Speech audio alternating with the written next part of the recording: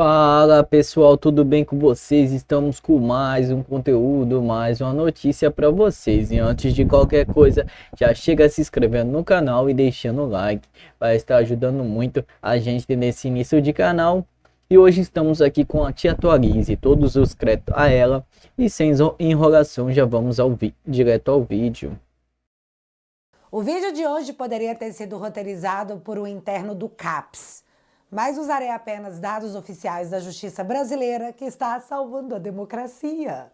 Dizer que as cenas dos capítulos a seguir se tornaram uma loucura total é redundância, mas eu juro, eu achei que o nível subiu muito.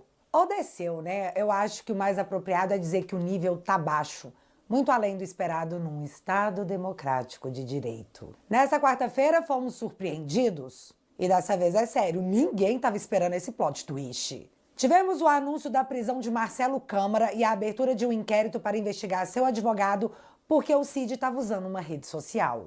Não te falei que parecia loucura? Deixa eu explicar como que a coisa já saiu do controle há muito tempo e agora o modo é só um. Precisamos salvar a delação do Cid, senão...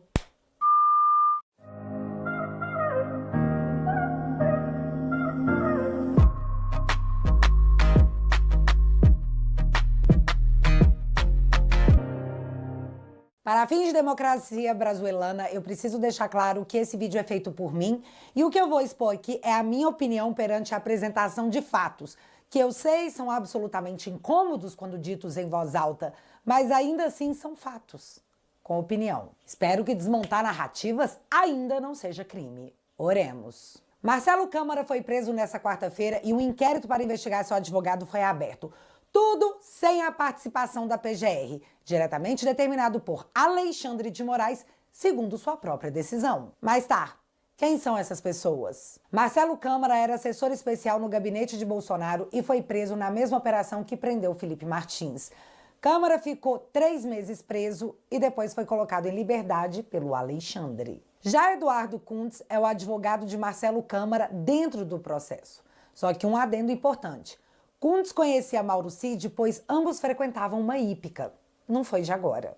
Semana passada, a Veja fez uma matéria revelando que Mauro Cid havia conversado via rede social, usando o perfil da esposa, com uma pessoa que ainda não sabíamos quem era. Mas nessa conversa ele dizia mais ou menos o que disse naquele áudio vazado, de que os caras estão com a narrativa pronta, que ele nunca falou em golpe, blá blá blá. Na sequência disso, tivemos a prisão do Gilson Machado. E se você quiser entender direitinho o que aconteceu, assiste o vídeo anterior porque tá bem explicado. Chegamos então nessa segunda-feira com a grande revelação. A pessoa que estava conversando com Mauro Cid naquelas conversas da Veja era o advogado Eduardo Kuntz. E ele explica direitinho o que foi que aconteceu. Segundo o Kuntz, o Cid o procurou pelo perfil da esposa, só que ele não sabia o que Cid queria com ele naquele momento.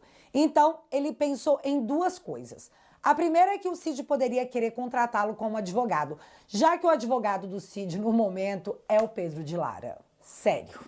Ninguém vai ter coragem de me julgar por essa piada, né? A segunda hipótese é que o Cid poderia estar no meio de uma ação controlada e tentando extrair algo do advogado de um dos acusados. Porque sim, galera, o delator pode fazer isso. Ele pode entrar em contato com as pessoas para tentar extrair provas que corroborem a sua delação. Numa ação controlada. Como o advogado não é besta, ele fez o que se esperava de um advogado. Pegou seu celular e foi até o cartório registrar as conversas com atas notariais, criando para si uma prova defensiva. Em resumo, ele foi até o cartório e um tabelião registrou as conversas e atestou a veracidade delas. Assim como registrou que a intenção do advogado era se resguardar desse contato que ele não sabia por qual motivo estava sendo feito. E ele fez isso durante todo o período em que o diálogo foi mantido. Isso tem um nome no meio jurídico, se chama auto de investigação defensiva criminal.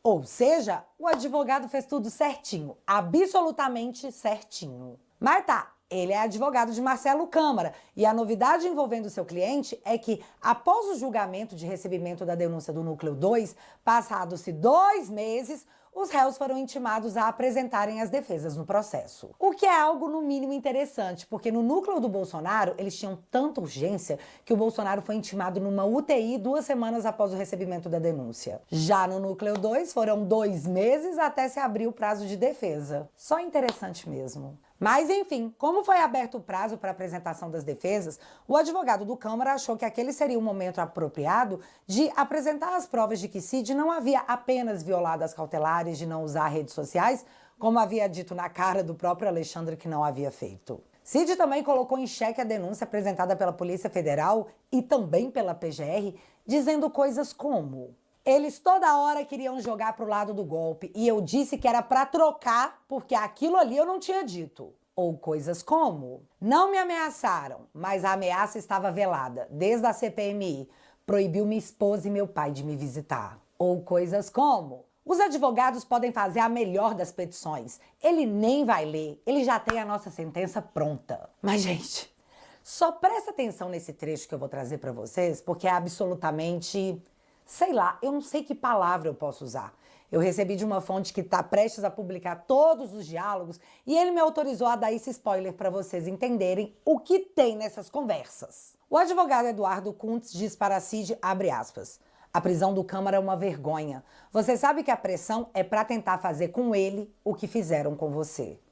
Fecha aspas. E aí eu abro aspas para a resposta do Cid. Presta muita atenção. Mas ele não vai soltar tão cedo. Ele tem raiva e ódio. Ele acha que o presidente acabou com a vida dele. O comandante do Exército Brasileiro que conversou com ele e passou para o meu pai.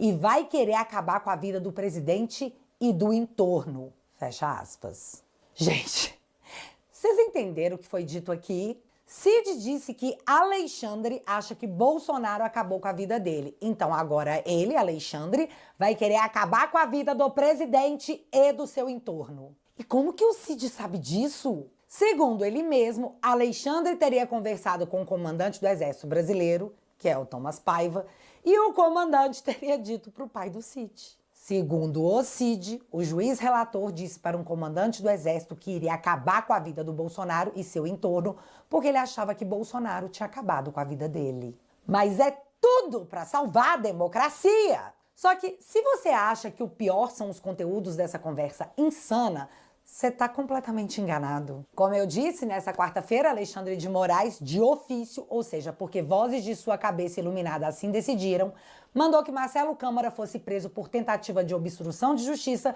e por violação de medida cautelar. Ou seja, segundo Alexandre, Cid, de forma espontânea, procurou o advogado do Câmara para desabafar, mas Alexandre entendeu que o Câmara estava conversando com o Cid através de seu advogado. Só que tem um detalhe muito importante aí. As conversas aconteceram enquanto o Câmara estava preso. Gente, pelo amor de Deus. O Câmara estava preso, o advogado já conhecia o Cid da hípica, o Cid procurou para desabafar, mas o Alexandre disse que o Câmara estava conversando com o Cid através de seu advogado. Sim, foi exatamente isso que aconteceu. E você sabe quais foram as provas apresentadas para essa alegação? Então, nenhuma. E vale ressaltar que o advogado do Câmara não tinha nenhuma proibição de falar com o Cid. Mas, de novo, Alexandre entendeu que Câmara estava não apenas se comunicando com o Cid por intermédio de seu advogado, como também estava tentando obstruir a justiça, criando essas provas de que o Cid fala uma coisa na delação e outra coisa na vida real. Muito inconveniente, né? Cara, que doideira. Mas piora. Além de mandar o Câmara para a cadeia, o Alexandre, também de ofício, abriu um inquérito para investigar o advogado, que, de novo, teve a audácia de criar provas defensivas. Olha, quando a gente quer se divertir no mundo... É que o Alexandre está criminalizando a profissão de advogado. Nessa matéria do UOL, Kuntz alega que não tem como se falar em violação das cautelares, já que as cautelares sequer existiam. Afinal, o Câmara estava preso! E enquanto o Câmara foi para a cadeia e o seu advogado, que levantou as provas de que Cid mentiu em sua delação, é investigado no inquérito aberto pelo próprio Alexandre, que, aliás, olha que surpresa essa. Alexandre determinou que o inquérito que ele abriu para investigar o advogado seja distribuído preventivamente para ele mesmo. Não, nessa eu te peguei, não tem surpresa nenhuma aí. O Cid, que foi a pessoa que violou as cautelares, que foi desabafar sobre como a delação não correspondia ao que ele falava, que já estava tudo definido e contar a fofoca do Thomas Paiva com o Alexandre pro advogado, tá mais solto que o arroz da minha mãe. Câmara, que não tem nada a ver com a história, foi preso. O advogado, que foi procurado pelo Cid, tá sendo investigado. E o Cid, nada. Segue forte em sua delação premiada, que é a única coisa que o Alexandre tem. Mas aí, se você volta nos diálogos, o próprio advogado já coloca o que pode se aventar para o futuro.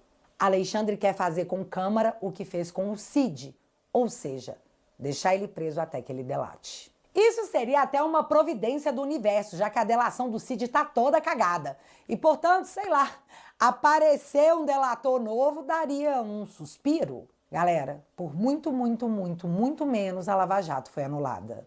E por muito menos o Gilmar Mendes disse isso aqui. As pessoas só eram soltas, Ministro Fachin, liberadas depois de confessarem. E fazer acordo de leniência. Isto é uma vergonha e nós não podemos ter esse tipo de ônus.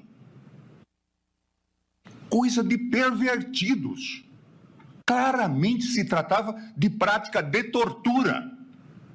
E por isso também está faltando, nós decidimos, o juiz de garantia. Porque é muito grave para poupar a justiça desse tipo de vexame.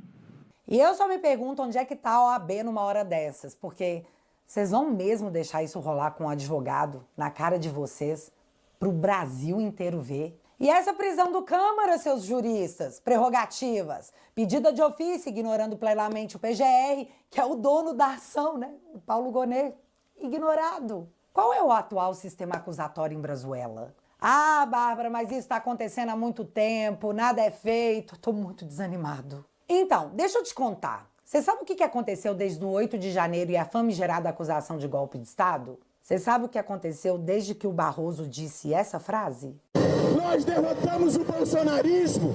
Então, pessoas que se identificavam como petistas caíram e pessoas que se identificavam como bolsonaristas aumentaram. E a explicação disso é que o povo não comprou a história do golpe. O brasileiro não aceita injustiça. Ele abraça a vítima. E ultimamente está tudo muito explícito. Os juros acabaram de bater 15%. Nós voltamos aos índices financeiros de 2006. Regredimos quase 20 anos. A CNN agora reconhece publicamente que a culpa dos juros altos é do descontrole do governo. Mas não é só o caos financeiro, a corrupção voltou a ser a pauta. Ao mesmo tempo em que os descontos de aposentados para o Sindinap explodiam, o presidente do sindicato construiu um casarão de 360 metros quadrados no sítio em Ibiúna. O Sindinap tem como vice-presidente Frei Chico, irmão do Lula. Mas já o Lula aparece para dizer que não é o irmão dele, é o irmão de um amigo. E essa insatisfação vai se refletir nas urnas no ano que vem. Afinal, vale lembrar, Bolsonaro perdeu por 2 milhões de votos. Apenas. Aí as pessoas vão se perguntar se eles eram mais felizes com Bolsonaro ou com o Lula. E o resultado é que Bolsonaro não vai poder concorrer em 2026 de jeito nenhum. Com Bolsonaro na presidência e uma maioria no Senado, o próprio Alexandre deve saber que o seu impeachment será um dos primeiros atos do novo legislativo. Afinal, ele assistiu o que aconteceu com o Moro e olha que a situação dele é bem mais grave do que rolou com a Lava Jato. Para você ter uma ideia de como a corte está se resguardando, STF descarta fim de inquérito que mira bolsonaristas e deve mantê-lo em 2026. Olha que loucura, eu tô falando do inquérito das fake news. E se você não sabe como funciona, um inquérito não é aberto para investigar fatos futuros. Ele investiga um fato que já aconteceu. O inquérito das fake news está aberto há mais de 6 anos. E agora ele será usado em 2026, ou seja, para fatos que ainda não aconteceram, para proteger a corte, para tornar pessoas desagradáveis e inelegíveis? Muito provável.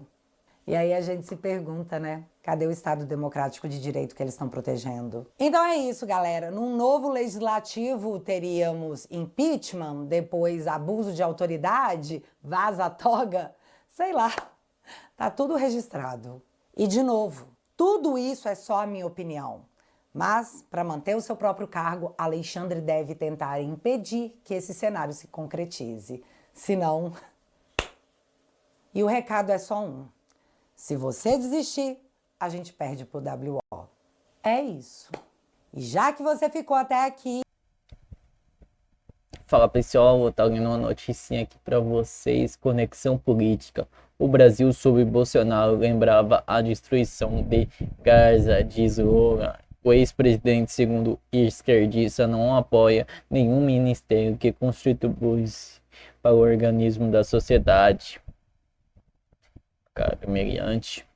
Presidente Luiz Inácio Lula da Silva, do PT, comparou a situação do Brasil ao final do governo Jair Bolsonaro com a distribuição provocada pela guerra faixa de Gaza. A declaração foi feita durante a participação do podcast Mano a Mano, apresentado por Mano Brown e Semaite Oliveira Caju. Gravação ocorreu no último domingo, dia 15, no Palácio Alvorada. Ao falar sobre a estrutura do governo federal que encontrou ao assumir o terceiro mandato, Lula afirmou que o ministério havia sido desmantelado de forma proposital e classificou o cenário como um país semi-destruído. Chegamos a 4 anos atrás ter presidente que negava tudo, negava a democracia, como estar negando agora a Hungria, os Estados Unidos, na Argentina e outros. Precisamos reconstruir isso, ou seja, nós como chegamos aqui à presidência, chegamos a um país semi-destruído, desse vez quando os olhos destruímos são a faixa de gás, e ficou imaginando o Brasil encontramos aqui, a gente não tinha mais Ministério de Trabalho, a igualdade racial, dos direitos humanos, culturais, tinha sido uma destruição proposital. O presidente não gostava de nenhum ministério que pudesse ser uma alavanca de organização de sociedade, disse Lula.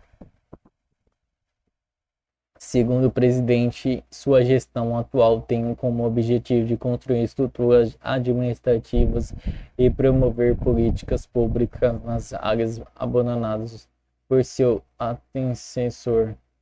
A guerra da faixa de Gaza, cita por Lula como comparação, já ultrapassou 1 ano de duração, de acordo com dados próprios Hamas, que não questionáveis por ausência de transparência. Mais de 36 mil pessoas morreram desde que o início da ofensiva israelense lançada após o ataque de grupos terroristas em 7 de outubro de 2023.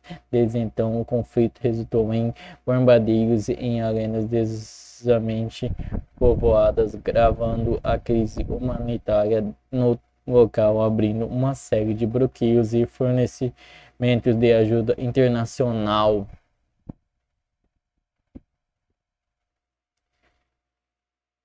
Então, pessoal, esse foi o vídeo.